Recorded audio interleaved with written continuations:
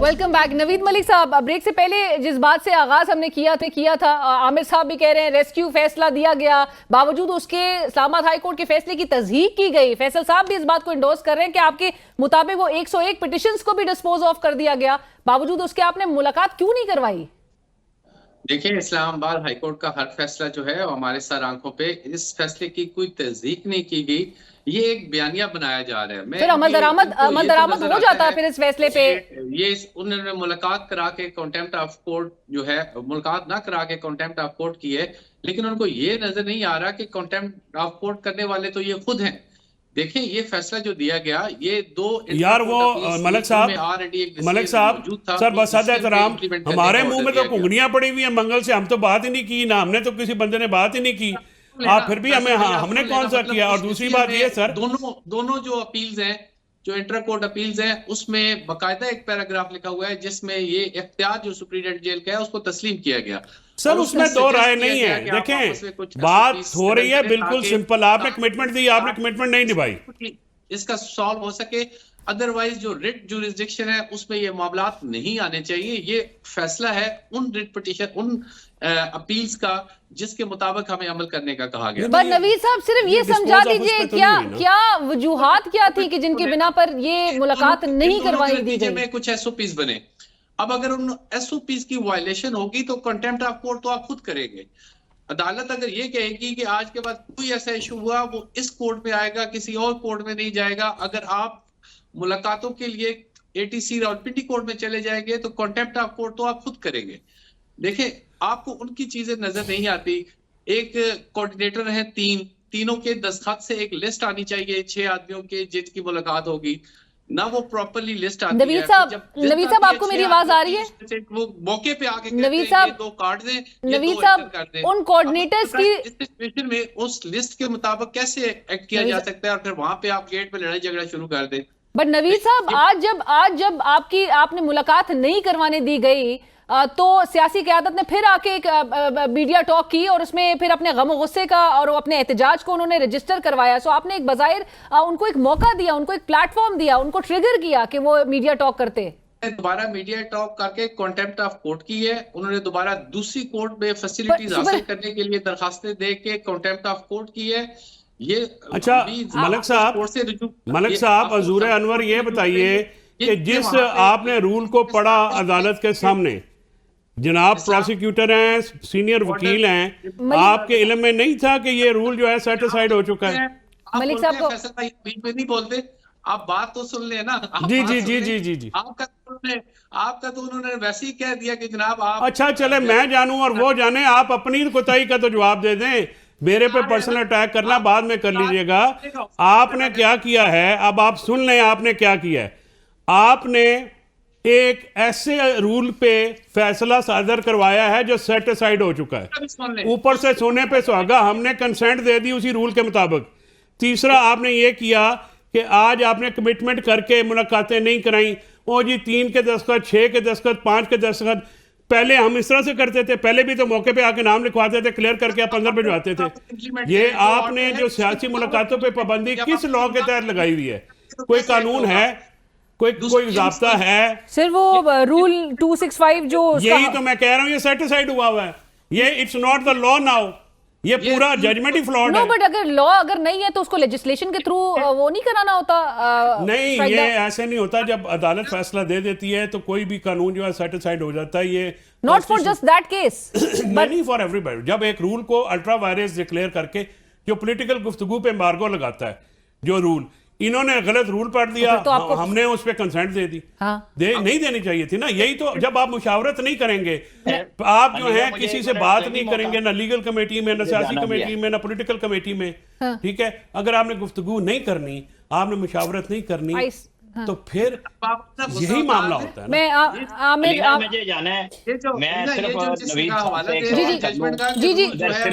नवीद मलिक साहब आपकी तरफ आऊंगी। जी आमिर साहब, मेरा नवीद साहब से सिर्फ सिंपल सवाल ये है, आज आपने मुलाकात नहीं कराई, कमिटमेंट थी, क्या वजह थी?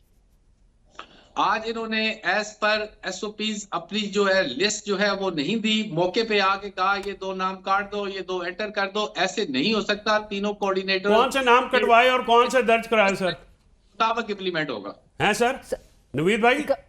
सर अगर मसाद एहतराम कौन से नाम कटवाए गए और कौन से एंटर कराए गए? सर ये आपको मुझसे बेहतर पता होगा ना। जो लिस्ट आप नहीं नवीद साहब आप बता देना, आप मीडिया पे आए हुए हैं, आप बता देना सर। नवीद साहब उस दिन सलमान अकबर राजा साहब भी कह रहे थे बाबर अवान साहब का नाम कटवाया गया, आपने फिर भी उनको भेजा। अब देखिए ना ये नहीं आज सियासतदानों के रीना में रह जाए, सिर्फ इनसे पूछें कि 2 सियासतदानों के नाम कौन से कटवाए गए, कौन से डाले गए। जी मलिक साहब आप सिर्फ ये बता दीजिए कि 2 कौन से सियासतदानों के नाम जो है वो कटवाए गए और 2 किसके डाले गए आज? और जरा सी कोई बात हो तो आप उन पे एलिगेशन लगा देते हैं। मलिक साहब आपको मेरी अगर आवाज आ रही है तो आप सवाल सुन लीजिए। कौन से नाम कटवाए गए सर आज? मुझे नामों का नहीं इल्म, लेकिन जो इन्फॉर्मेशन मुझे रिसीव हुई है वो यही है कि जो लिस्ट आई थी वो एक तो प्रॉपर नहीं थी, दूसरा उस पे कोई नाम थे। जी राना साहब, क्योंकि यहाँ कोई फजूल ये कोई बात तो नहीं हो रही ना कि वो कोई जवाब ही नहीं दे रहे। गौहर साहब तो नुमाइंदगी जो चेयरमैन गौहर साहब GIT में थे भाईजान, उनका नाम काट और GIT में थे, नाम एंटर। तो अब ऐसे तो बाकी 5 को मिलने दे देते, बाकी 4 को मिलने दे देते, 3 को मिलने। राना साहब आपने जाना है, आपका कमेंट मैं जरूर चाहूंगी। जी बस मैं यही कह रहा हूँ कि नवीद साहब आए इसीलिए है कि आपको कुछ नहीं बताना, हमें कुछ नहीं बताना, तो फिर बैठने का फायदा क्या है? बता रहा हूँ ना आपको पूरी डिटेल बता रहा हूँ कि ये नहीं, हम आपसे कह रहे हैं 2 नाम बता दें जो निकलवाए, 2 बता दें जो डलवाए, बस ATC रावल हमारी भी तसल्ली हो जाएगी। उन्होंने जाके ATC रावलपिंडी में एप्लीकेशन दी कि हम बेटों से मुलाकात करना चाहते हैं, हमें वहां अच्छा मैं अब उसकी भी आपको लीगल वजह बता दूं। उसकी वजह यह है कि 2 केस हैं इस वक्त अडयाला में। एक GHQ हमला केस है जिसको इंसदादे दहशतगर्दी रावलपिंडी डील करती है, एक तोशा खाना 2 केस है जिसको इस्लामाबाद की FIA कोर्ट स्पेशल जज सेंट्रल डील करते हैं, जिसमें आप भी स्पेशल प्रोसिक्यूटर हैं। अब जो पिंडी वाला केस है GHQ हमला केस, उस पर कोई दरख्वास्त देने में अमर माने नहीं है। ये इस्लामाबाद हाई कोर्ट की जुरिस्डिक्शन से बाहर है। वो अदालत में जो इंसदादे दहशतगर्दी की अदालत है उसमें जिसने दरख्वास्त दी है वो बिल्कुल दी है। बच्चों से बात कराने का वीकली ऑर्डर तोशा खाना में मैंने खुद लेके दिया हुआ, आप क्यों नहीं कराते? वीकली बात कराने का ऑर्डर है, आप क्यों नहीं कराते? जी नवी साहब, जो पिटीशन जेर समाअत थी इसमें इमरान अहमद खान नियाजी साहब रिस्पोंडेंट्स थे और तमाम रिस्पोंडेंट्स के लिए ये ऑर्डर था कि आइंदा कोई भी ऐसी चीज होगी तो इस्लामाबाद हाई कोर्ट के लार्जेस्ट बेंच के सामने जो है सर इस्लामाबाद हाई कोर्ट किस तरह पिंडी हाई कोर्ट की जुरिस्डिक्शन को अज्यूम कर सकती है? नहीं कर सकती ना। ये ऑर्डर ये जाके ATC रावलपिंडी में दरखास्त दे रहे सर, वो नहीं कर सकती ना। ये तो बुनियादी बात है मलिक साहब। आई नो कि आपका ब्रीफ बड़ा मुश्किल है, आप बड़ा मुश्किल केस हैंडल कर रहे हैं, लेकिन जनाबे वाला गुजारिश ये है कि पिंडी इंसदादे दहशतगर्दी कोर्ट ना इस्लामाबाद हाई कोर्ट के मातहत कोर्ट है, ना वो उनके एडमिनिस्ट्रेटिव कंट्रोल में है। वो एक अलग मुकदमा है, उसमें बिल्कुल दरखास्त दी जा सकती है। ये एतराज जनाब का बेजा है, बस अद एहतराम। नहीं सर, ये एतराज नहीं। ये जब आपकी बारी आती है तो आप कहते हैं वो इस्लामाबाद हाई कोर्ट के अंडर नहीं है। पिटिशनर तो आप ही है ना, पार्टी तो आप है। जब आप एक पार्टी है, इधर आपकी नॉलेज में एक ऑर्डर, तो फिर आपने उस ऑर्डर पे खुद इंप्लीमेंट तो फिर सर जज साहब लिख देना कि नहीं है जो उस ऑर्डर के मुताबिक डिस्पोज ऑफ कर दें। जज साहब को दरखास्त देने में कौन सी तोहीन है? जज साहब कह दें कि ऑर्डर पास हो गया, वो जज साहब लिख देंगे, आप असिस्ट कर लीजिएगा। सर वो जो एग्जीक्यूटिव कहते हैं जज साहब तो लिख देते हैं। वही तो मसला है ना। मैंने कहा ना, इस वक्त आपकी स्टेट में एक ही पिलर है, वो है एग्जीक्यूटिव।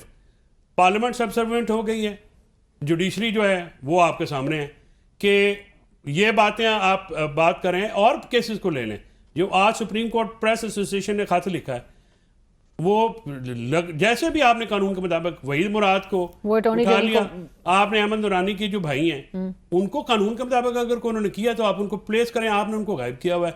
और हेबियस पिटीशन 2 दिन नहीं लग रही। हेबियस पिटीशन देखिए, जो कि इंसान का सबसे रियासत का एक ही काम होता है, इंसान की जान माल इज्जत आबरू की तहफ़्फ़ुज़। उस पे जज साहबान का ये रवैया बेहिसी, ये मैं समझता हूँ बतौर वकील मेरे लिए ये काफ़ी तकलीफ दे बात है कि आज उनकी वालदा रोती हुई निकली थी। नहीं, वो वालदा की तो इधर तो वालदैन रो के इस मुल्क में पागल हो गई हैं। गुजारिश ये है कि मैं अहमद नूरानी साहब के और ख़ासकर वो जो तस्वीरें बच्चियों की लगी हैं, मैं उसकी बिल्कुल सपोर्ट नहीं करता। देखें, बच्चियां सबकी साझी होती हैं। जो वहाँ पे फैमिली जो हमारे टॉप सर्विसेज के चीफ है उनकी फैमिली की तस्वीरें, इंतहाई गलत बात है। लेकिन ये सवाल उसके बाद जो उनके भाई हैं उनको तो कानून के मुताबिक ट्रीट कीजिए। वो जो गलती एक बंदे ने वाशिंगटन में किया है, ये तो हमारा आखिरी खुतबा है नबी पाक सल्लल्लाहु अलैहि वसल्लम का कि ना भाई भाई का देनदार है, ना बाप बेटे का, ना बेटा बाप का। इसी तरह ये सारे इंसानों पे होता है। जिसका कसूर है उसको आप निपटिए। आप उनकी फैमिली को उठा के उनकी वालदा को क्यों तकलीफ दे रहे हैं, दूसरे के वालिदैन को क्यों तकलीफ दे रहे हैं? इस पर बेहिसी जो जज साहबान की है ना, वो किलिंग है, वो ज़रा अलार्मिंग है।